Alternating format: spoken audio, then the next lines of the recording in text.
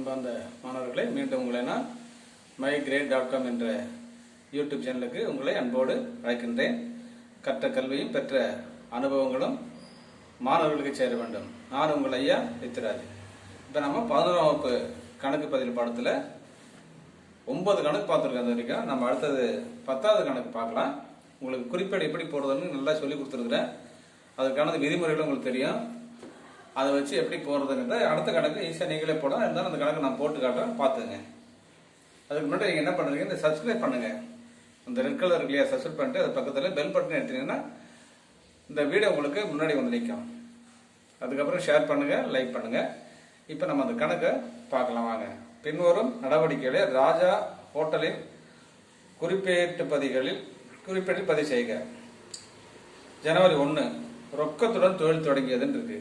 இப்போ ரொக்கத்துடன் தொழில் தொடங்கினா ரொக்கம் தொழிலுக்கு வருது. அப்போ ரொக்கம் என்பது எந்த கணக்கு தெரியும், சொத்து கணக்கு. அது தொழில் தொடங்குறதால அது முதல் இல்லையா. அப்போ ரொக்க கணக்கு பற்றி முதல் கணக்கு வரணும்.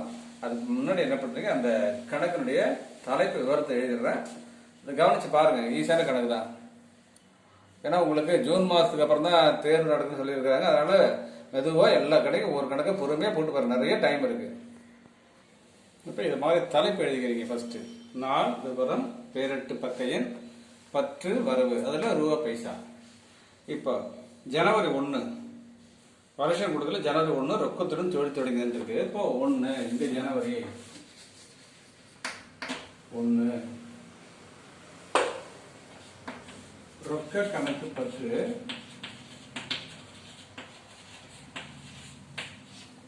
முதல் கணக்கு எவ்வளவுன்னு பாருங்க, 3 லட்சம் ரூபாய்.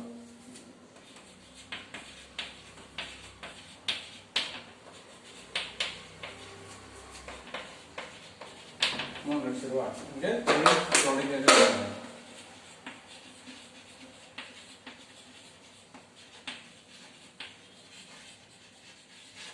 ஒரு குறிப்பேடு போட்டாச்சு.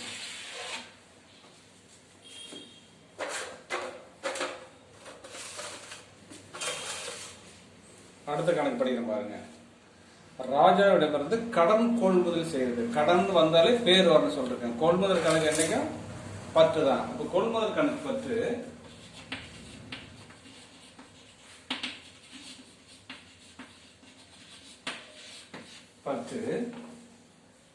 ராஜா கணக்கு.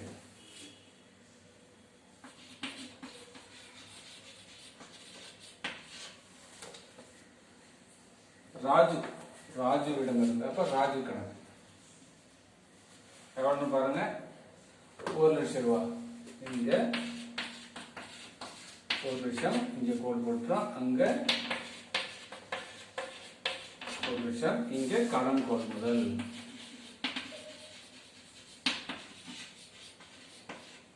ஒரு கோடு விட்டுறோம். புரிஞ்சுதா? அடுத்தது பாருங்க, வங்கியில் ரொக்கம் செலுத்தியது. வங்கி ஆள்சார் கணக்கு. ரொக்கம் சொத்து கணக்கு. ஆள்சார் கணக்கு விதி என்ன, பெறுவரை பற்று எழுது, தருவரை வரவெழுது. வங்கி பெருகிறதா வங்கி கணக்கு பற்று. தேதி 3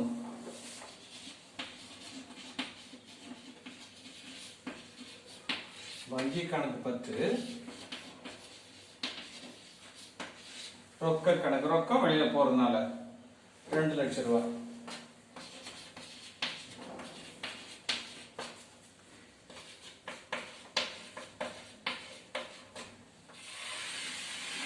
வங்கியில் செலுத்தியது.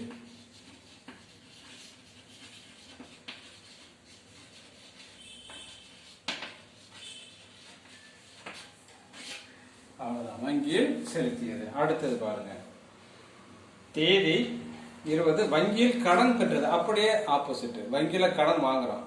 இப்ப பணம் உள்ள வருது, உள்ள வந்தா பற்று. வங்கி தருதுனால அது வரது. அப்போ இங்க தேதி 10 ரொக்க கணக்கு பற்று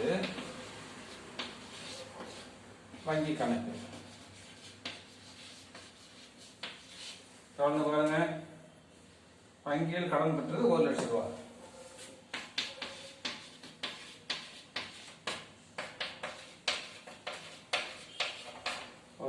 இங்க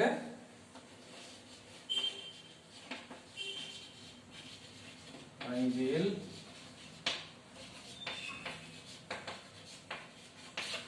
கடன் பெற்றது. புரியுதா பாருங்க. இப்போ 20 வரைக்கும் போட்டாச்சு. அடுத்தது அடுத்த நடவடிக்கை பார்க்கலாம். அடுத்த நடவடிக்கையை படிக்கிறேன். சொந்த உபயோகத்திற்காக வங்கியிலிருந்து பணம் எடுத்தது. சொந்த பயனுக்காக யார் எடுக்க முடியும்னு சொன்னா உரிமையாளர் மட்டும் தான் எடுக்க முடியும் சொல்லியிருக்கிறாங்க. அப்ப சொந்த பயனுக்கு எடுத்தா என்ன வரும்? எடுப்பு கணக்குன்னு சொல்லிருக்கு இல்லையா? சொந்த சரக்கு எடுத்தா மட்டுமே எடுப்பு கணக்கு பற்றுல வரணும். அப்ப எடுப்பு கணக்கு பற்று வங்கி ஆள் சரக்கு கணக்கு வங்கி தான் எடுக்கிறாரு, வங்கி தருகிறது, அதனால வங்கி கணக்கு வர வச்சிடணும். அப்ப எடுப்பு கணக்கு பற்று வங்கி கணக்கு ரூபா 800. இங்க எடுப்பு கணக்கு தேதி 22. எடுப்பு கணக்கு பற்று வங்கி கணக்கு 800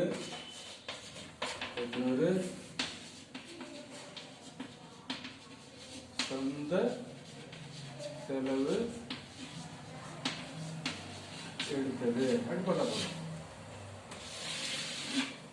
இப்ப அந்த குறிப்பேடு முடிஞ்சது. அடுத்த குறிப்பு பாருங்க. ராஜுவுக்கு தேசிய மின்னணு பண பரிமாற்றம் மூலமாக ரொக்கம் செலுத்தி கணக்கு தீர்க்கப்பட்டது. 99,000 ரூபாய். ராஜுக்கு நம்ம ராஜுக்கிட்ட கொள்முதல் பண்றோம் இல்லையா? நாம அவருக்கு பணம் செலுத்தணும். எவ்வளவு செலுத்தணும்? 1 லட்சம் ரூபாய் செலுத்தணும். ஆனா இப்ப எவ்வளவு கொடுத்துருக்கிறோம்? 99,000 தான் கொடுத்துருக்குறோம். அப்போ 1000 ரூபாய் நமக்கு என்னாச்சு? தள்ளுபடி நம்ம குறைச்சு கொடுக்குறோம். நமக்கு அது லாபம். அப்ப அது பெற்ற தள்ளுபடின்னு அர்த்தம். இப்போ ராஜு கணக்கு எவ்வளவு? 1 லட்சம் ரூபாய். ராஜு பெறுகிறார் இல்லையா? அதனால ராஜு கணக்கு எவ்வளவுன்னு சொன்னா தேதி 23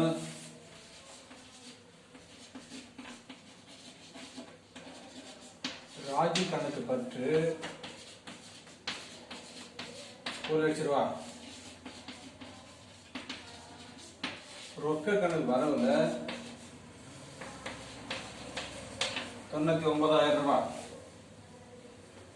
பெற்ற தள்ளுபடி எங்க?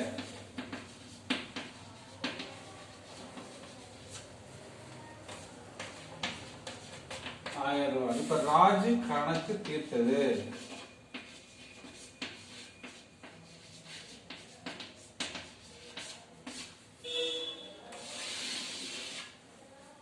இது புரியுதா பாருங்க. இது ஒரு குறிப்பிட்ட சொன்னா ராஜு நம்ம வந்து 1 லட்சம் ரூபாய்க்கு வாங்கி இருக்கிறோம். அவர் பணம் செலுத்தும் போது நம்ம எவ்வளவு செலுத்துறோம்? 99,000 தான் செலுத்துறோம். ஆனா கணக்கை முடிச்சிடறோம். அப்போ 1000 நமக்கு தள்ளுபடி, நமக்கு இது லாபம். அதனாலதான் பெற்ற தள்ளுபடி வரவுல இருக்கு. அழுத்த தள்ளுபடி நமக்கு பற்று வந்துடும். இப்ப ரொக்கம் நம்ம கையை விட்டு எவ்வளவு போகுது? 99,000 போகுது. 1000 ரூபாய் நமக்கு லாபம், வரவு வச்சாச்சு. இப்ப பற்று 1 லட்சம், வரவு 1 லட்சம். இந்த கணக்கு முடிஞ்சது. அடுத்த கணக்கு பார்க்கலாம். அடுத்த நடவடிக்கை பாருங்க. உரிமையாளரின் சங்க உறுப்பினர் சந்தா காசோலை மூலம் செலுத்தியது. உரிமையாளர் எடுத்தாலே அது எடுப்பு கணக்கு தான் பற்று வரணும். காசோலை மூலம் செலுத்தினா வங்கின்னு வரணும். அப்போ 200 ரூபாய். எடுப்பு கணக்கு பற்று தேதி 25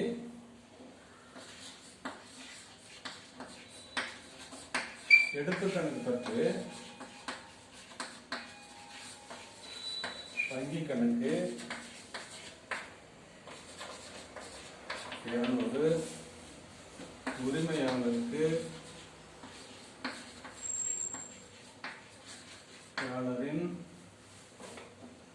என்னது சந்தா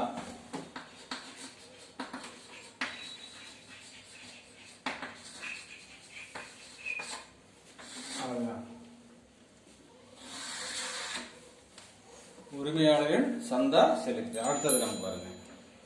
உரிமையாளரின் வீட்டிற்கான மின் கட்டணம் எடுப்பு அட்டை மூலம் செலுத்தியது. எடுப்பு அட்டை மூலம் உரிமையாளருக்கு மின் கட்டணம் செலுத்துறாங்க. உரிமையாளர் வந்தாலே என்ன வரணும்? எடுப்பு கணக்கு தான் பற்று. எவ்வளவு செலுத்துறாங்க? 2000 ரூபாய். அப்போ தேதி 26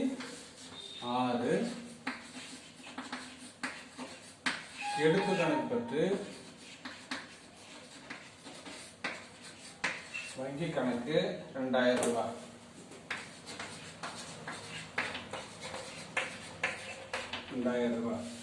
இங்க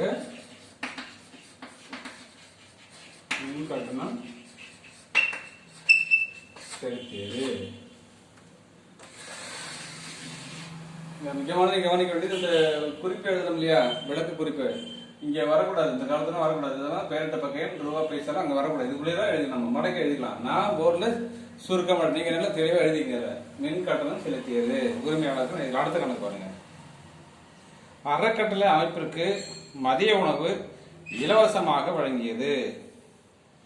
அறக்கட்டளை அமைப்பிற்கு மதிய உணவு இலவசமாக வழங்கியது 1000 ரூபாய். இப்போ இதுக்கு ஒரு செலவு இது. அப்ப செலவு அட்டவணை பற்று எழுது இல்லையா, அறக்கட்டளைக்காக செலுத்துறாங்க. அதனால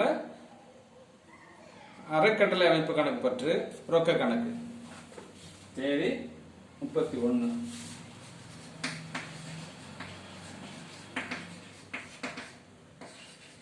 கட்டளை கணக்கு பற்று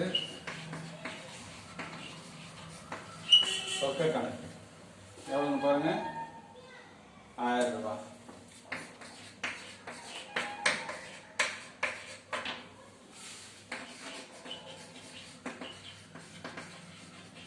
அறக்கட்டளை செலவு அப்படின்னா போதும். புரியுத பாருங்க. இப்போ அறக்கட்டளைக்காக 1000 ரூபாய் இலவசம் சாப்பாடு போட்டிருக்காங்க, அது நமக்கு செலவு தான். அது அடுத்தது வங்கி வசூலித்த பாதுகாப்பு பெட்டக வாடகை. இப்ப அடுத்த குறிப்பிட்டு போகலாம். அடுத்த குறிப்பிட்டு பாருங்க. வங்கி வசூலித்த பாதுகாப்பு பெட்டக வாடகை. பாதுகாப்பு பெட்டகம்னு சொன்னா சேஃப்டி லாக்கர். நம்ம ஏதாவது பொருள் கொண்டு பேங்க்ல வச்சிருப்போம், அதுக்கு வாடகை மாசம் மாசமா அது வருஷம் வருஷம் பிடிச்சிப்பாங்க. அது நமக்கு ஒரு செலவு. அதனால இங்க தேதி விவரம் பேரிட்ட பக்கம் ரூபா பைசா ரூபா பைசா. இங்க என்ன தேதி 31. வாடகை கணக்கு பற்று வங்கி கணக்கு எவ்வளவுன்னா 1000 ரூபாய்.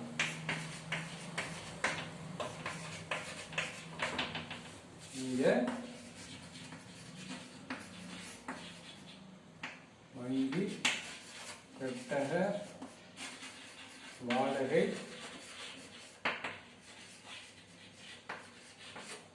செலுத்தியது. இப்ப இந்த கணக்கு முடிச்சு. வாடகை என்பது நமக்கு ஒரு செலவு, வங்கி தான் செலுத்துது, வங்கியை எடுத்து அதனால வங்கி கணக்கு வர வச்சுட்டோம். மாணவர்களே இந்த கணக்கு முடிச்சுட்டு அடுத்த கணக்கு அடுத்த வீடியோவில் பார்க்கலாம். நீங்க என்ன பண்றீங்க சொன்னா, நிறைய டைம் இருக்கு உங்களுக்கு. டைம் இருக்கு சொல்லிட்டு அலட்சியப்படுத்தாதீங்க. என்னன்னு சொன்னா இன்னைக்கு பார்த்துக்கலாம், நாளைக்கு போடலாம், நாளைக்கு பார்த்துக்கலாம், நாளைக்கு பார்க்கலாம்னு போனீங்கன்னா கணக்கு உங்களுக்கு அவசர டைம்ல கணக்கு புரியாம போயிடும். இப்ப என்ன பண்றீங்க, குறிப்பேடு தான் போடுறோம் இல்லையா, குறிப்பேடு நல்லா தெளிவா பாருங்க. எப்படி உங்களுக்கு எலெக்ஷன் வருது, எலெக்ஷன் முடிச்சுதான் உங்களுக்கு தேர்வு வைக்க போறாங்கன்னு சொல்லிட்டு இருக்காங்க. அதனால நீங்க என்ன பண்றீங்க, ஒரு நாளைக்கு ஒரு கணக்காவது நீங்க கண்டிப்பா பார்க்கணும். பார்த்து நோட் எடுத்து போட்டு பாருங்க. அழகா எல்லா கணக்கும் நல்லா நீங்க மெமரி ஆகிடும். உங்களுக்கு நல்ல கணக்கு போடலாம், ஈஸியாக அழகா மார்க் வாங்கிட்டு போயிடலாம். அதனால எந்த சிலபஸ் உங்களுக்கு மார்க் வருது எதெல்லாம் நமக்கு போகும் தெரியாது நமக்கு. அதனால என்ன பண்றீங்க, எல்லா கணக்கும் என்ன பண்றீங்க, சிறுக அப்படியே ஒரு நாளைக்கு ஒரு கணக்கா போட்டுட்டே வாங்க. நல்லா கணக்கு புரியும் உங்களுக்கு. அலட்சியப்படுத்தாதீங்க, சோம்பேறித்தனம் பண்ணாதீங்க, விளையாட்டை பார்க்காதீங்க. போன் இருந்துச்சுன்னா போன்ல இந்த கணக்கை எடுத்து நல்லா தெளிவா போட்டு பாருங்க. சந்தேகம் இருந்தா இங்க கமெண்ட்ஸ் பண்ணுங்க, நான் உங்களுக்கு டவுட் கிளியர் பண்றேன். அதுக்கப்புறம் சப்ஸ்கிரைப் பண்ணுங்க, லைக் பண்ணுங்க. அதுக்கப்புறம் என்ன பண்ணுங்க, இதை உங்க ஃப்ரெண்டுகளுக்கு ஷேர் பண்ணுங்க. அடுத்த வீடியோவில் சந்திக்கலாம் மாணவர்களே. நன்றி.